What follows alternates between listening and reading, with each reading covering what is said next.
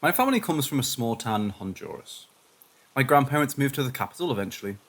They bought a house, and my family has lived there since the 80s or early 90s.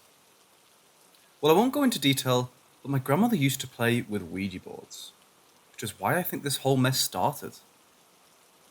My grandmother had many siblings, 9 in total. They all had very tragic deaths. I'll focus on my aunt though. She was diagnosed with breast cancer, and my grandmother offered our house for her to recover in. So pretty much, my siblings and I were taking care of her. She grew very bitter because she wanted people with her 24/7. But I had school. My siblings would work as well as my parents. But my grandmother decided to go back to the town she lived in and pretty much left her sister alone. My aunt was angry all the time. I got back home late at night and she would complain because there was no one at home with her. Long story short, she passed away with a lot of anger in her. Fast forward to 2020. One day, out of the blue, I had this dream about my aunt staring at my grandmother. I've always had the sort of dreams that precede certain events. I woke up scared and went to check on my grandmother, and she was perfectly fine. I look at it as just some random dream and went about my day. 2 days later, my grandmother came into the living room extremely pale. My mum asked what happened, and she mentioned my aunt's name, saying she saw her, but she said nothing. 2 minutes later, my grandmother died. I found out later that my grandmother dabbled in witchcraft. We found some bags with soil in the drawers, which is something that people do here for whatever reason. She also used to play around with Ouija boards. Last night, I had a dream about the house. It was pretty much my grandmother in it. She was just walking around, but someone had died, and I couldn't tell who it was. I woke up today with my rosary off of my wrist, and I've been worried all day. I'm dreading going to sleep today.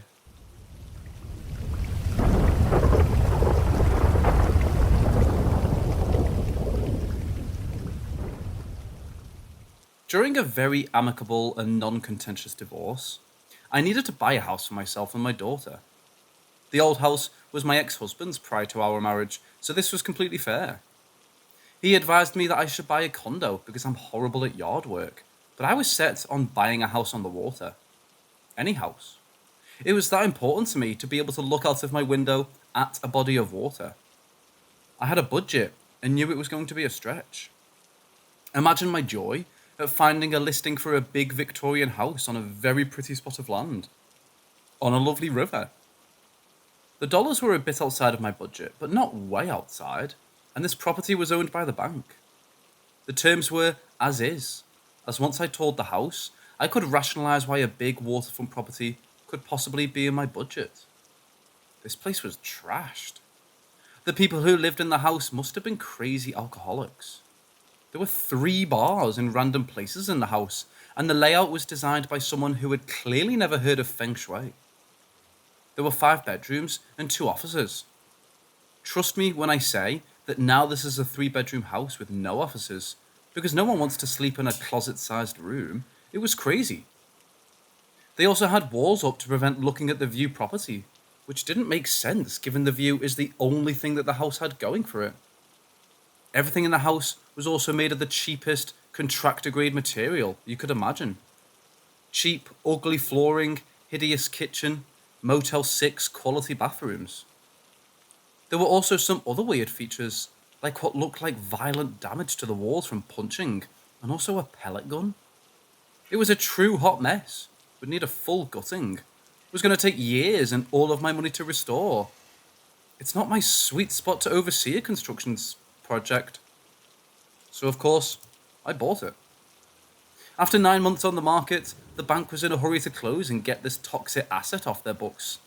So within a very fast 45 days from the first time I saw this house, I owned it. I should mention a detail that will become important later. There were 2 buildings on this property. The Victorian house and a much older garage structure with a man cave about it. There was a lot of stuff behind it, including a partially broken pool table, artwork, family mementos. Weird. I started construction on my new house within a few days of closing, and after 3 months, it was okay enough to move in and live there. Not great, but okay. It was then that everything I've ever believed about the nature of the afterlife got thrown in the trash can.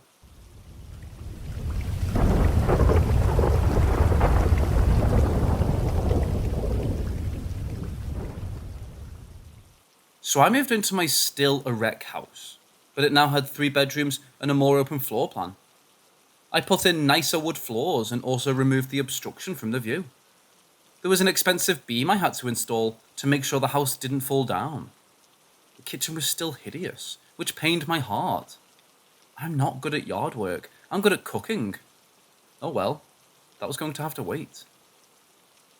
Let's talk about the vibes. Not necessarily bad vibes, but in general, vibes that you can feel that are not normal things to feel at, say, the mall or at your office. This is really hard to explain. The house has vibes. One of my close friends, who has always been the witchy type, if that makes sense, toured the house with me before I signed the final papers and advised me to keep looking. She said there was not enough sage to burn in this house. She said she sensed violence. I blew her off. I wanted that view. But I felt it too. I always felt it, if I'm honest. So let's get down to it. Within the first few days of living in and sleeping in the house, the following things happened. Things would move. Put down your glasses on the table for your glasses. They would disappear. 2 weeks later, they would appear in the same place you had originally put them. No, my daughter is not the prank type. She's the leave me alone so that I can play Minecraft type. Things would appear. Not my things. Antique perfume bottle in the bathroom, not mine. Very old toys in the yard, also not mine. The orbs. I'm talking about light orbs going across the walls when no lights were on in the house. I know you're thinking that this is a reflection from a car going down the road, because this is exactly what I wanted to believe. However, this is not possible because my house is set back from the road, almost the length of a football field. Plus, the garage man cave blocks the road entirely. I don't know how else to put this, but the reactionary sounds in the house. Let's say I was having an argument with someone, such as my new boyfriend at that time. We'd be arguing about the relative benefits of asparagus versus artichokes, for example, and the walls would sound with knocks and thuds, and the floors would sound like a person was stomping. This really freaked us out. I also want to delicately mention that during more private moments, the walls would thud, almost approvingly. I know this sounds bizarre. The shut your mouth, little lady event. So my daughter is amazing, and I love her, and I'm so proud of her. But she has her moments. After one of these moments, she came flying down the stairs terrified because a male voice said, "Shut your mouth, little lady." I ran up to her room, ready to do battle, but all I saw was a light orb going back and forth in the darkness. My daughter did behave better for a couple of days, so there is that. Did I mention we were getting very freaked out by this point?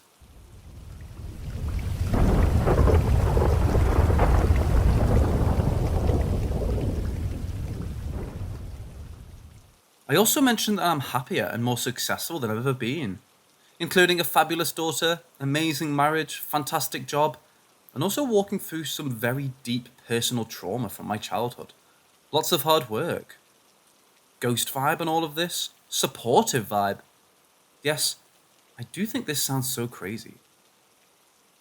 First, I'm going to be careful about details because I don't want Zach Bagans to appear at my house or to get the side eye at work.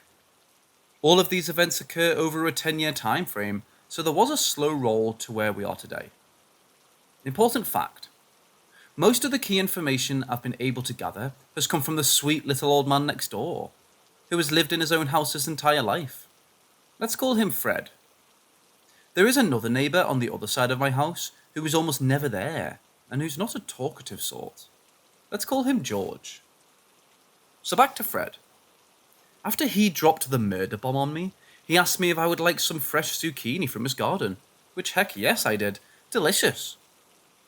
I was also able to Google what happened in my house while the zucchini bread was baking, which I should have done before I bought the house. It was all right there. It was a horrible murder. Not a civilized murder, if that distinction even exists. I'm not going to disclose the specific murder, because then my concern about Zach Bagans becomes more of an issue. Plus, the entire story makes me seem crazy. I will say that the interesting part of the murder for sharing here is that the murder did not occur with the previous owners, who lost the house to the bank.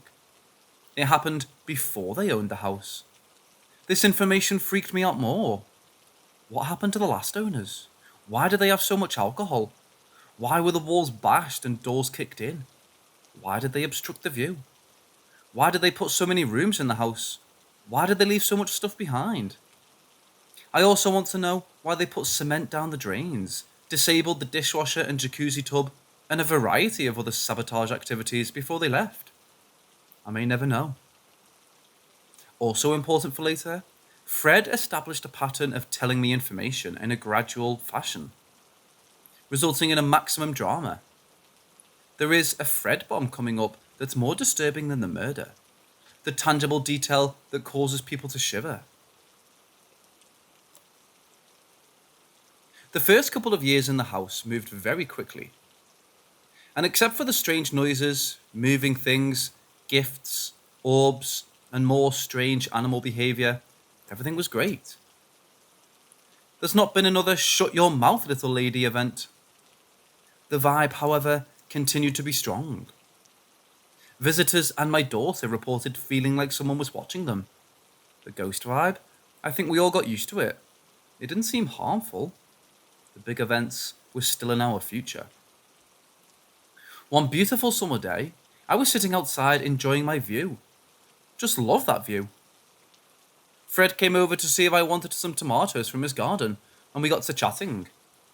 I complained about lack of storage in my house, and honestly, maybe I should have kept one of the closet bedrooms around for this purpose, instead of ripping most of the interior walls down.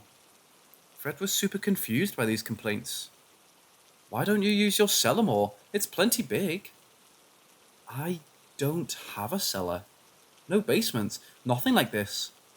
Fred, who as I have mentioned has lived in his house his entire life, informed me that he's been in my cellar many times. Not fancy, he said. Good for canned foods, he said.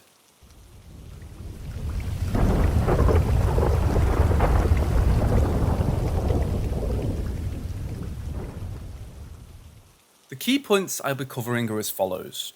The cellar, the final Fred bomb, what happened to me when I was in the house alone for an extended time frame, and the actual ghost sighting, which was 2 months ago.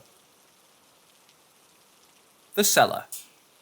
Obviously, when I heard from Fred that I have a whole cellar under my house that 1, I didn't know about, and 2, there was no way to access, I started freaking out again. My husband did not believe there was any cellar whatsoever, and also thought that Fred was leading me on to keep chatting with a pretty woman. We actually had a few ghost vibe knocks on the wall during that discussion, as the ghost does not like raised voices. Of course, during this time, my imagination went wild. What's down there? My top choices were dead bodies, sex dungeon, and satanic ritual temple. My husband thought it might be structural. It took about a year of surveying the perimeter and speculating before a random event at the house revealed the answer. We wanted to put on a deck so that I could enjoy my view better, and frankly, the blue stones outside on the patio looked very garbage-like. We were on vacation while the work was being done, but the contractor called us to let us know that the back of the house had rotten boards, and we needed to have those replaced before we attached something like a deck to it. Please don't ask me to explain any construction questions. This is not my area of expertise. Imagine our surprise when we got home and had a clear view into the cellar, which had previously been blocked by the rotten boards. Guys, the cellar was there, but it was completely filled to the brim with stones. I'm not sure how much it cost to buy that volume of rocks and completely fill a decent-sized cellar, or why anyone would give up storage space. From what my husband told me, we would need to hire some kind of bucket brigade to bring up all of those stones, and it would cost a fortune. So I still don't know what's down there. We also figured out where the interior entrance to the cellar is, and my only guess is that the last owners put the HVAC unit on top of the stairs. This explains the door to nowhere to the foyer, Not a fancy HVAC closet like I thought. I'm hoping there are no dead bodies down there. I told you this was going to be partially unsatisfying. Next, the final Fred bomb. At this point, I was thinking that I had experienced enough uncertainty due to this crazy house, and I wanted answers. The next time Fred came over to chat, he brought enough yellowish squash to feed an army. I was disappointed because I would have loved the actual squash blossoms so that I could stuff them with spicy Italian sausage and cheese before flash frying them. But I'll never turn down fresh vegetables. Fred, I said, very loudly, I need to understand about this murder, as there are some strange things happening. Please, tell me what happened. Fred understood about every other word, but enough to get pretty upset. As a reminder, Fred has lived in his house his entire life. I learned that Fred's best friend was the one who was murdered, and it was just awful. Poor Fred, and Ghost. We're going to give the ghost a name now. Old Man. As in, dang, Old Man took my glasses again. Or, Old Man, no need to bang on the walls. We're just discussing the midterm elections. Which brings me to point 3. The time my husband had to go on an overseas business trip, an old man locked me in the murder garage and delivered a pretty impactful life lesson. I'll be honest that I really missed my husband, and my daughter was with her dad that week. But as a highly busy woman, alone time to read and binge watch Netflix didn't sound horrible. I also alluded to dealing with some significant personal trauma from my past, so I was eager for some me time. One thing that I've not covered in this tale is that there appear to be old man ghost hotspots on the property. For example, the kitchen, no vibes. Bedroom with amazing view, medium vibes. Garage and man cave, big vibes and darkness. One thing I learned from Fred was that the murder happened in the garage. Also, it's important to know that one of the kicked-in doors was the door into the garage. Around the same time as my husband's business trip, he went to Home Depot and bought a steel security door and steel doorknob. Someone appeared to be going into my garage and moving stuff around. Anyway, it was only me in the house, so being the domestic goddess I am, I went into the garage to get the broom. As I poked through the assortment of brooms and mops, the steel security door slammed shut. Yikes. Even though I felt like one of the cartoon characters who run in terror on top of the water to escape danger, I reminded myself that I'm an adult and tried to simply open the door to the garage so that I could run back into the house and call someone to get me off of the ledge. The doorknob wouldn't turn. Panic rising, I tried to open the main garage door, which also wouldn't lift.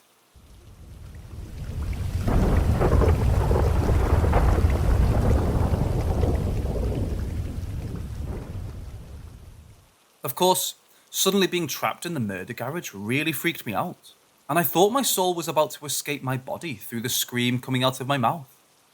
However, I had no other time to react before a gigantic whooshing sensation went through my body.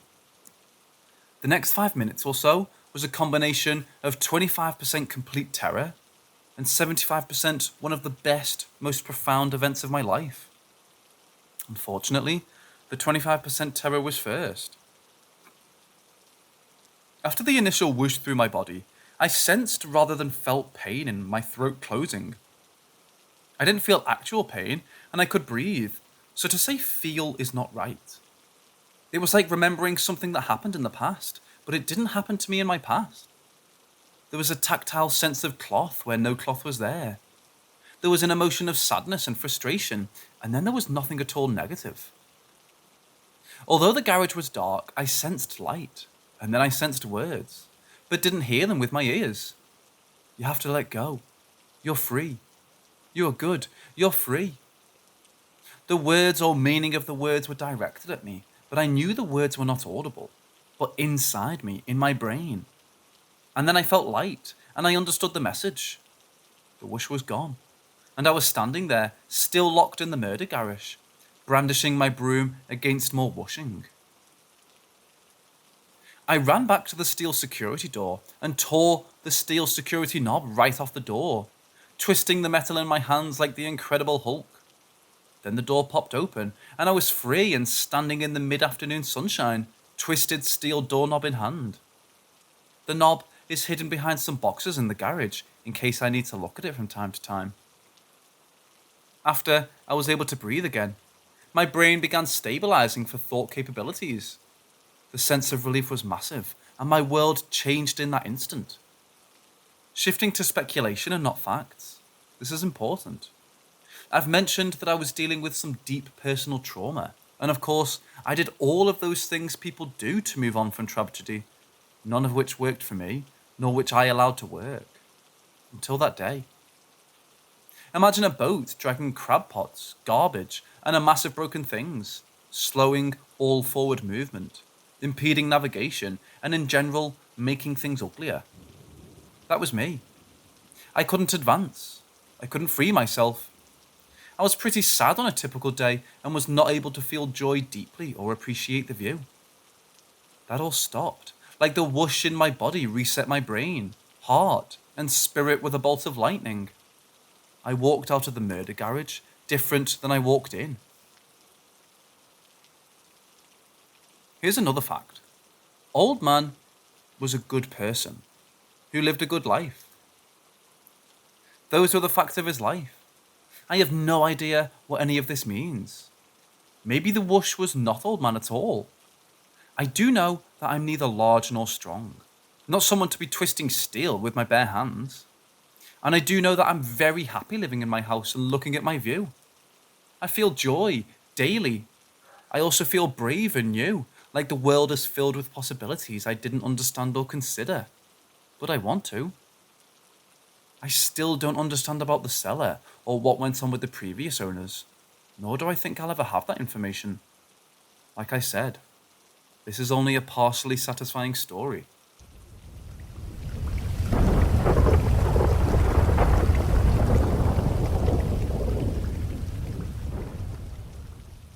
This morning, my girlfriend woke up suddenly from a sharp pain, and it looked like she'd been in a fight.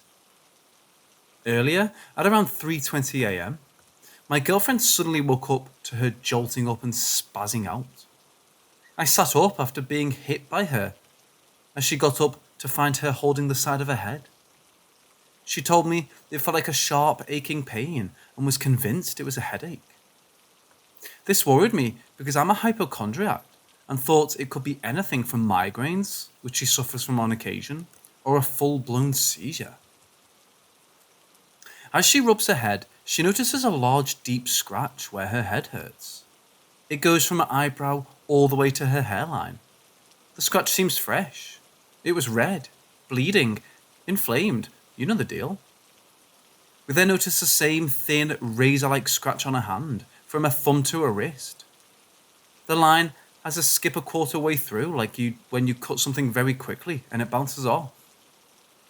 I took a closer look, and there was blood on her nose and in the middle of her forehead as well. There were small dots that were reminiscent of digging your nails into your skin. Upon heading to the restroom to check it out, we dry the blood from the scratches up and notice a smaller one under her eye, as well as what looks like a rug burn type of lesion where the corner of her eye is, between both scratches.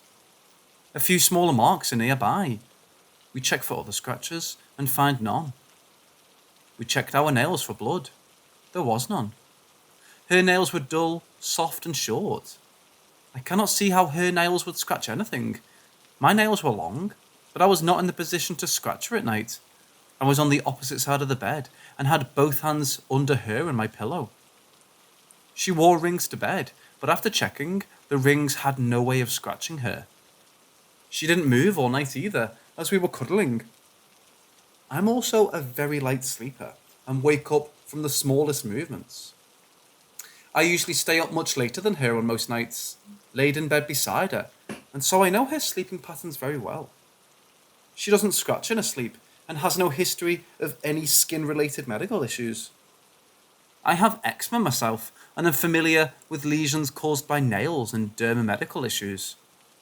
She doesn't jolt in her sleep, except when kicking her leg when she's first falling asleep.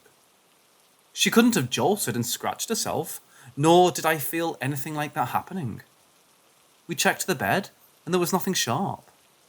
We have a cat, but he's never done anything like this before and doesn't even scratch our toddler. The cat, when in trouble, also runs off. The cat was laid up beside me on the opposite side of the bed when we woke up, clearly waking up just now with us. I checked for any other animals in the house and found none. No bugs either. There was nothing nearby to scratch her at all. She was on the edge of the bed at this point. Her scratches are all on her right side, towards the edge of the bed. I genuinely cannot explain this. It looks like she was attacked and torn up by something. All the scratches are from the same side of the body and trail off from each other. Because of this, I cannot see how she could have done this herself. I couldn't reach that side of her either. She had no marks prior to bed. When she woke up spazzing, she didn't scratch herself either. She only held her forehead after the fact. It's like she was suddenly scratched and woke up from the sharp pain. I don't believe in the paranormal much, despite having some odd experiences, but rationally, I have no explanations as we've ruled anything we could think of out. Once again, she didn't wake up to find scratches. Being scratched woke her up. The two major scratches were deeper than your usual random cuts. She doesn't scratch when stressed or anxious either.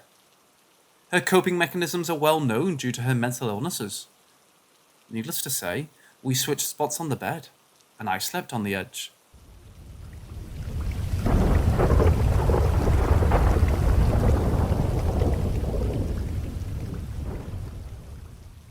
A few years ago, I lived with another family in the same house, and they had a son with whom I talked sometimes. There was no problem, nothing to worry about. But one night, he got up from where he slept in the middle of the night and began to cry. His parents calmed him down, but he had his eyes closed. A few days later, I found out that he was a sleepwalker. He had recently started to be, but there was no reason. Okay, nothing happens. He'll calm down with time. Weeks and months passed, and on several occasions he got up, making noises as if scared or wanting to cry. I read that it can be normal in sleepwalkers. But he always got up wanting to go to the same place. His older brother would wake up and carefully put him to bed again. Still, for some strange reason, I felt scared. Well, weeks went by, and he didn't get up. Maybe the sleepwalking was disappearing. Until one night, I had a pretty scary dream about him. In the dream, everything resembled real life. The house, the time, and the darkness of the night. I was standing near where he slept. Suddenly, I saw how he got up. But this time, he spoke clearly. He said, "I have to go," and began to take a few slow steps towards the door of the room. Turning to look at the door, there was a face looking at him. That thing or that someone, I don't know how to define it. It said, "Come here," repeatedly. I was terrified. I forced the boy back to where he slept, but he had more strength and he escaped me, and he left with that thing. The appearance of that thing was horrible, like an old man with a disfigured face and an extremely thin body. When I woke up, I told everyone about my dream, and this worried them a little. But what else could they do? The doctor didn't say anything that would help. Recently, they took him to a witch doctor in town. Then, he was cured, and he's no longer a sleepwalker. But this convinces me that there's more than meets the eye, and you have to be careful. This is a true story, and if you don't believe in it, okay. I don't believe in many things. But for those of us who believe in this, and some of us have seen horrible things, we know that this is something real in our lives.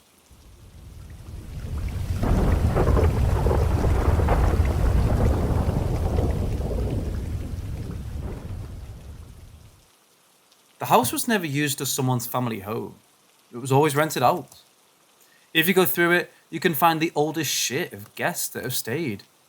Currently, clearing out if you're interested.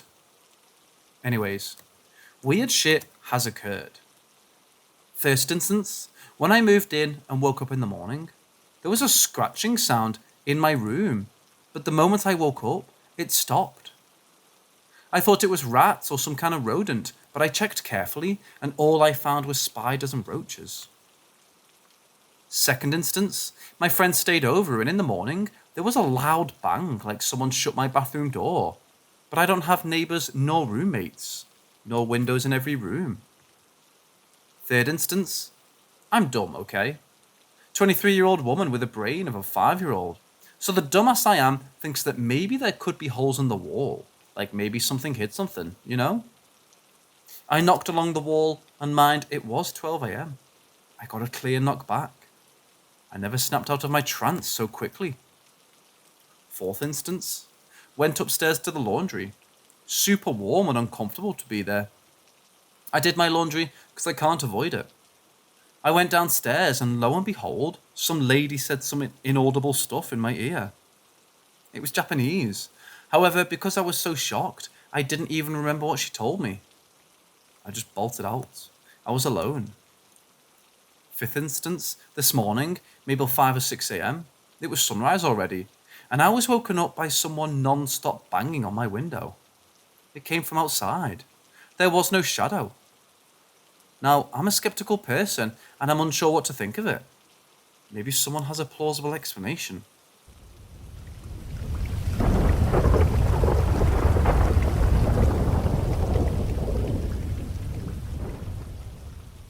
One time, me and my dad decided to go for a ride around the country.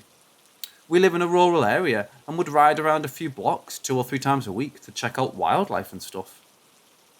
I was about 13 or 14 at the time, and while going down a hill, a deer leapt out into the road, and my dad slammed on the brakes. He missed hitting by a couple of feet. There was a reason the deer leapt across the road in such a hurry. It was being chased by this light. It's hard to describe how large the light was because of how bright it was. There was a centre mass to it about the size of a softball that was so bright it almost hurt to look at. Except it was a clear night. No storms in the area. I've heard of swamp gas, but as I recall, it was past the spring thaw and not possible for it to have been swamp gas.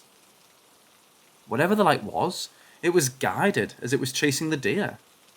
It was so bright it lit up the woods and illuminated the cab of the truck. It's not possible to be a drone.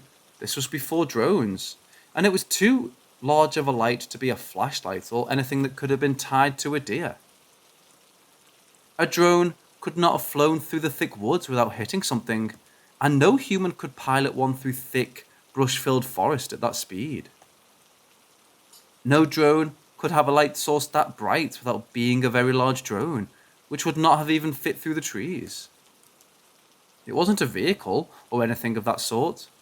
It was about 5 feet off the ground. It made no noise and was about 2 or 3 feet away from the truck and didn't damage it in any way. But it was going after the deer like a heat-seeking missile. I'm almost certain it was somehow piloted. Didn't change colour, brightness, shape, anything either. It wasn't solid, as far as I could tell, entirely plasma or gaseous in nature. After about 30 seconds, we both asked at about the same time if we just saw that. Both of us thinking it was some kind of vision issue.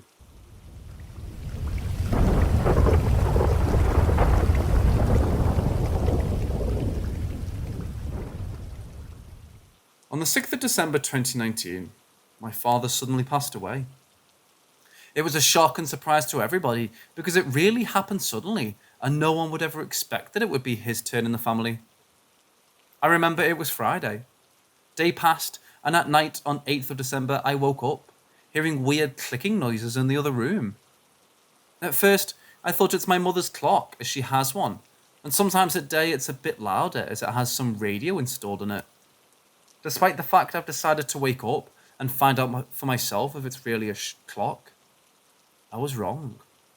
I was looking at the room opposite mine where the sound was coming from, and to my real surprise, it was a printer.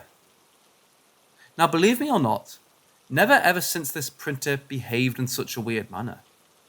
The noise it produced was the same as if someone had pressed the power button repeatedly in a very rapid manner. Switch light was blinking rapidly, indicating that the printer turned on and off.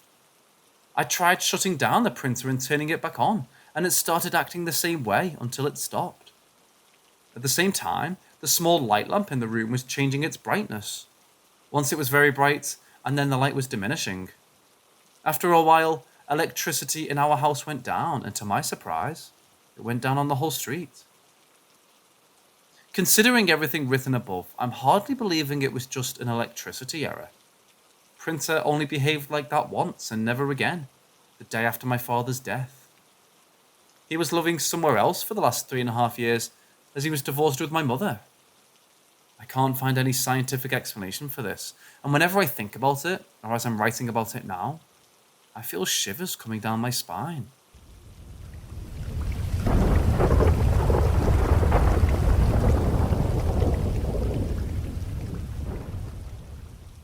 For some context, I was born in Sydney, Australia in early 2003, and what I remember of these spirit memories very surely predates that. I would recall these memories as a young child, around the ages of 4 to 7 years old, every now and then. I wasn't sure how I had those memories, only knew that they were true. The memories in question are of me as some sort of spirit or ghost flying around and observing people in their daily lives. The most vivid of these memories that I can fully recall is me observing a woman in an apartment building. Her building was red-orange in colour, and she had light green curtains on the glass door that led to the balcony. She was out on her balcony, sitting on a chair and smoking a cigarette and reading a magazine. She was white, with black hair, and looked to be in her early 30s. I remember her wearing jean shorts, a black tank top, and sandals. I recall her finishing her cigarette and putting it in an ashtray on a small, round glass table. After that, she closed a magazine and put it on the table as well. After which she got up, leaned on the railing of the balcony, and looked at the view of the city. This is by far the most vivid thing I can recall. My other memories are mostly of watching people from above, seeing them go about their daily lives, such as one man I remember observing. He wore a light grey, loose business suit with a maroon tie and white dress shirt with thin vertical lines on it. I remember watching as he parked a late 90s sedan on the side of the road, after which he got out with a brown briefcase and went into a parking complex right next to where he parked. I don't know how I know all this, in all this detail, especially considering I remember having these memories as young as 4. What I know for sure is that these memories are far too detailed to just be a figment of my imagination.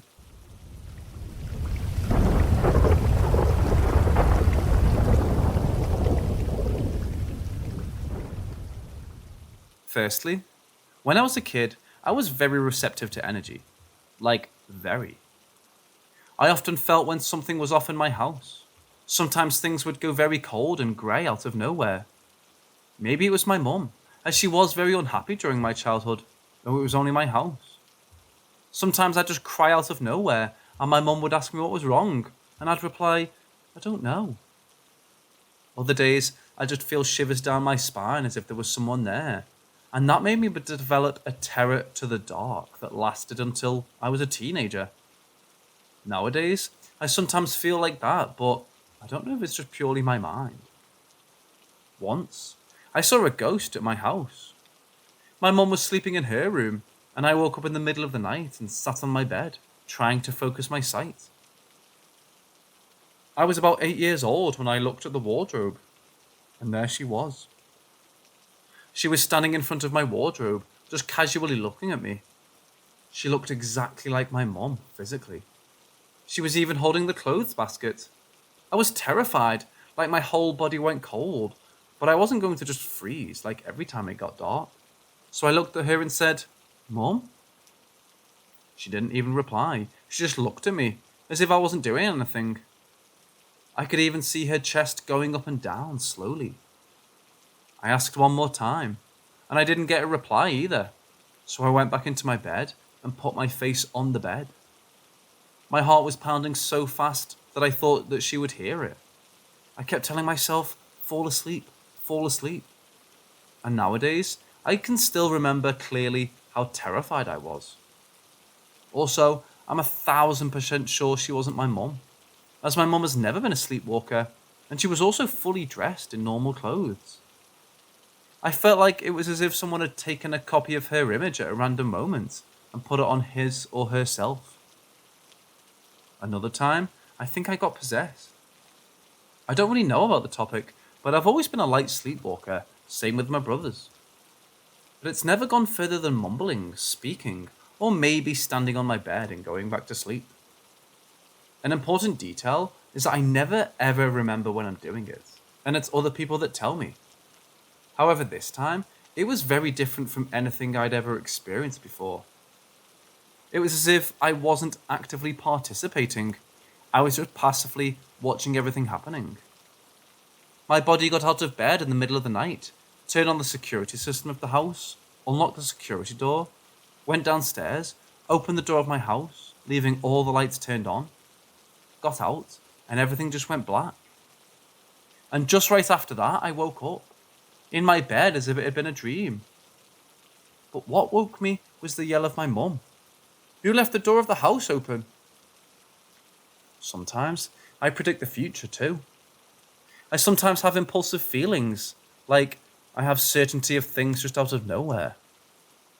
Once I asked my mum out of nowhere about my name and its origins. Minutes later, her only friend that shares my name calls her by the phone for the first time in months. Another time, I was about to take a plane with my family, and I felt odd about it. They asked me what happened, and I replied, I don't know. I don't feel like we're going to take that plane. You know, the excitement and anticipation of leaving somewhere, I didn't feel it. Hours later, the plane we took had to go back to the airport because of a problem with the pressurization cabin, or something like that. And there are many moments like this. Sometimes I think about people and minutes later, they text me. Of course, there are so many things I never see coming, and that's why I believe they are mostly coincidences. But these two especially stuck with me. It's important to say that most of these things happened when I was before 15, and I'm not sure if more incidents like this happened because I tried to brush them off as coincidences, so I don't remember. Nowadays, I'm very good at understanding people, like scarily. When people come at me and tell me, you won't believe what just happened, I can tell most of the time, even when I lack context. I can tell what people are thinking, when they're lying, what they're feeling. I understand the personality of people to a personal level, even when I'm not close with them. Sometimes I feel like I can read their thoughts through their faces. Maybe it's just psychology or intuition. I don't know. I'm just very good at reading people. Lastly, this is the weirdest and the thing that freaks me out the most, and the one that I don't have any possible explanation for. Spiders follow me. Everywhere. I've always been a magnet for spiders. When I was a kid, I was the only one in my house that had spiders in her room. They would come out of nowhere. Even after rearranging my furniture and discovering that there was a spider nest under my bed and clearing it, they kept appearing, of all sizes and shapes. I would wake up with a dead spider on my bed with me, as I would squash them while sleeping. My mum would get into our basement every day and never see one. But whenever I got in, I would always get out with one stuck in my hair or my clothes. When I moved with my dad to another city, I was the only one that got spiders in my room again. Not as often, but in a house where allegedly there are no spiders, I would get one at least once every 2 weeks. Again, after I moved to uni, in my dorm room, I'd get a spider once a week. Other people too, but just once or twice a month. I'd get spiders all the time. And this year, I've moved to a new house with my friends, and the first thing we notice when we move is that there's a plague of gigantic spiders. We clean and kill most of them, but last month, I noticed a completely different species on my roof. A large, skinny-legged spider on the corner. And a few days ago, a little one just appeared hanging next to my head while I was reading a book in my room. I killed it, and after being a bit concerned and asking my flatmates if they've seen any more spiders, they all said that they haven't since the beginning of the year. When I came back home for Christmas, my mum said that she had cleansed everything with bleach, and it was impossible for me to find any. Relieved, I go to the toilet, and I find a spider on the towel next to the sink. I just can't explain it. I don't like spiders, and I've never been bitten one, I think, but this is just so weird.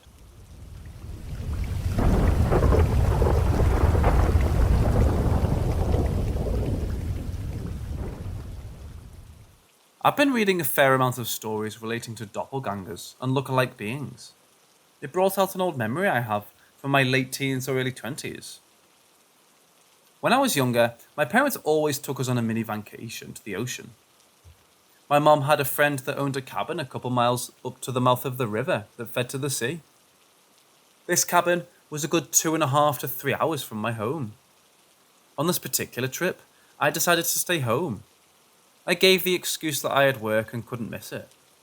In reality, I just wanted to go to a big party my friend was having that weekend. The Friday they left, I got off work around 2 p.m. and got home. They had already been gone for hours. I turned some music on and turned it up loud so I could hear it in the bathroom and shower. I finished showering and I'm standing at the sink shaving and brushing my teeth, getting ready for the night. I was singing along loudly to the music because no one was home. Just being goofy because who's around to laugh at me, right? That's when I saw him.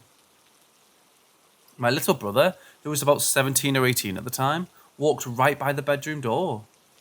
He looked me in the eye, smiling, shaking his head, and said clear as day, "Fucking Anon."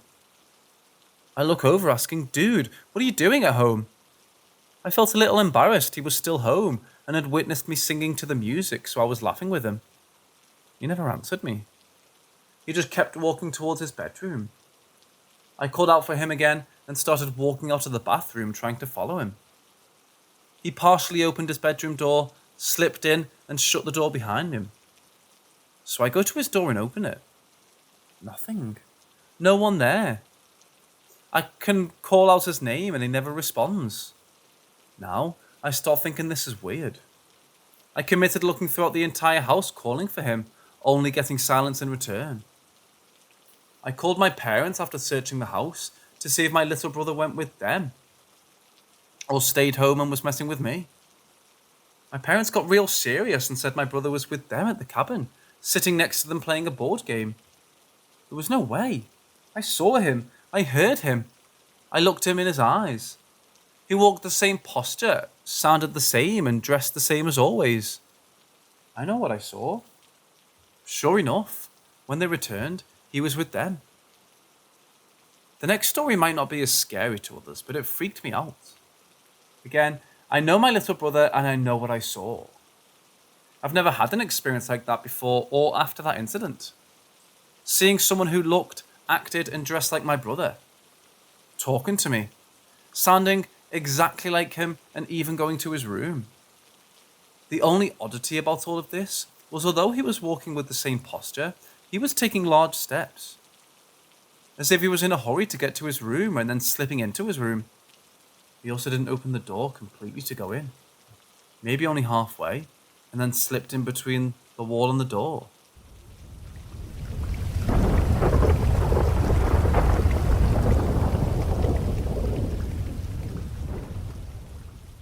The first house that I've ever lived in, I lived in for 14 years of my life.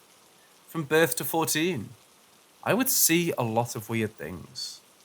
Like some girl crawling out from under my bed, or creepy old guys in overalls shh-ing me when they were sneaking upstairs. Or the time we watched The Exorcist and the house phone would be ringing with my grandmother's number. But when they picked it up, it was static and white noise. Only to call my grandma back and her explain that she never called in the first place. Or when we talked about moving, we'd get scratched. Not badly, but enough to know something didn't want us leaving. So we moved to a different house. And I lived there for 4 years. So between the ages of 14 to 18, this house was the worst. Everyone's health deteriorated. My mom's, mine and my sister's. I wouldn't sleep much because I'd get woken up at 3 a.m. with some man yelling at me to wake up. When I did sleep, I would have dreams about this heavy set guy named Mark. He didn't have a face. Always wore a suit and he was a heavy set. He would tell me stories of my brothers when they were younger and my parents. But when I told my parents they had no idea what I could be talking about, there were the shadow people who liked to follow you from room to room. The elite energy of the house was bad. Like, really bad. So we moved to the next house and lived there for 3 years, 18 to 21.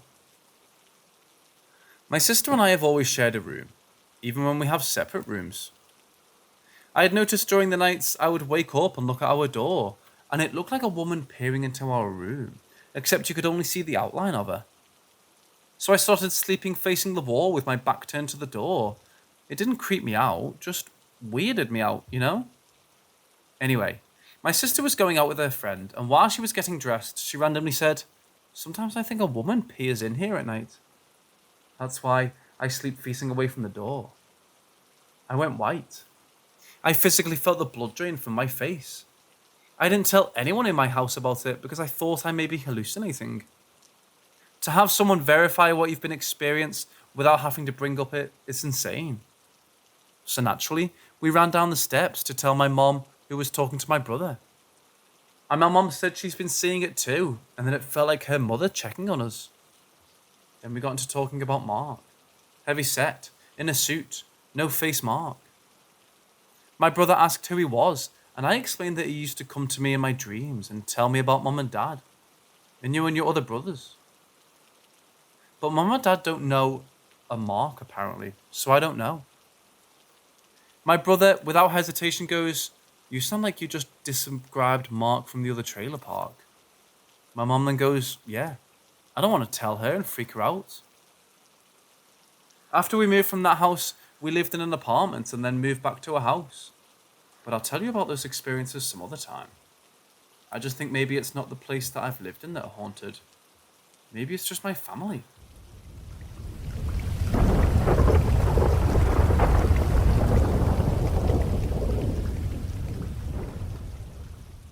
But over the past months, I've had nights where I would go to sleep, or at least try to.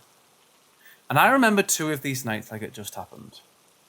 The first night I remember this happening to me was sometime 2 weeks ago. It was a night like any other.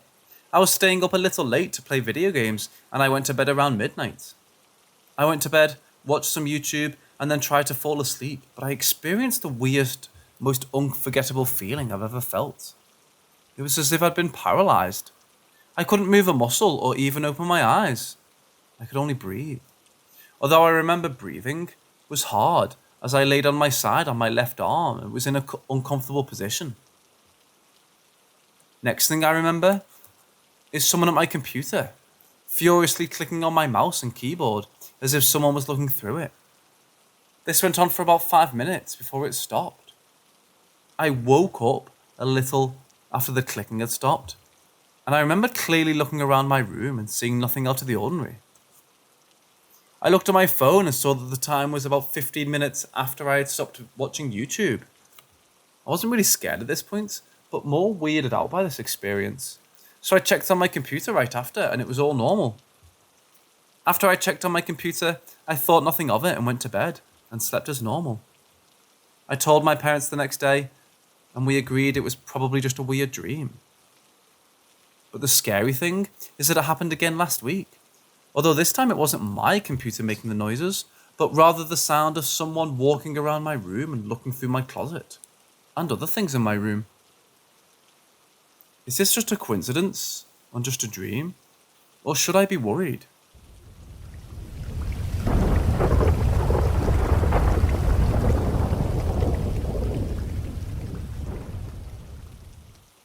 So I've always had weird and paranormal childhood.